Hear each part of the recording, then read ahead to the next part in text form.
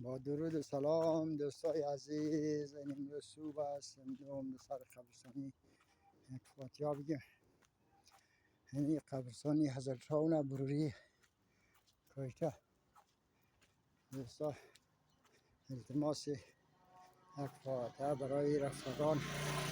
خداوند جمیع اموات ما و شما را غریق رحمت حق کنه. دیگه دوستا اینی هم از قبرستانی حضرت شاهون که درخت شدن و تود مود و اینا تودایش هم رسید، خلاص شد، مردم ها استفاده کردن. خدا اجر بده کسایی که اینجا درخت میشینه سبز شینه. دیگه خدا جمیع اموات حاضرین و غایبین را بیامرزه. اینجا اینی هم هست، اینی دور بر اینی قبرستانی دیگه. اینی اکثرگی طرف رفته، این طرف همون قبرستانیه.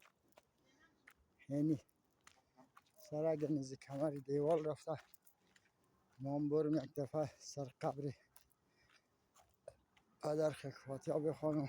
از اولم داخل قبرستان شدیم، یک فاتحه خواندیم، برای همه اموات رفتگان دعا کردیم، برای سلامتی شما مسافران دعا کردیم. خداوند شما را در هر جایی که هستین تن سالم، جان جور، اوقات خوش بده. دیگه دوستا دیگه حمایت کنین، سابسکرایب، لایک، زنگوله را هم دین، همرسانی کنین. دیگه دوستا دیگه قبرستانیه. یعنی دوستا رسیدیم دیگه سر قبر عتیق. خدا رحمت کنه. این قبر عتیق، یعنی دو بشکه آم آوردم بلدیم همزی توت را شنددم.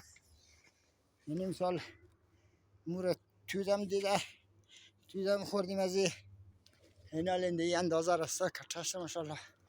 2015 این توت ما شندم، این اندازه کتش ده.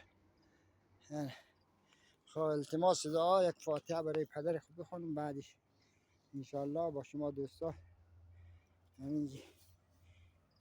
خب جهان سپاس، تشکر از تک تک شما عزیزان. فقط لایک کنین،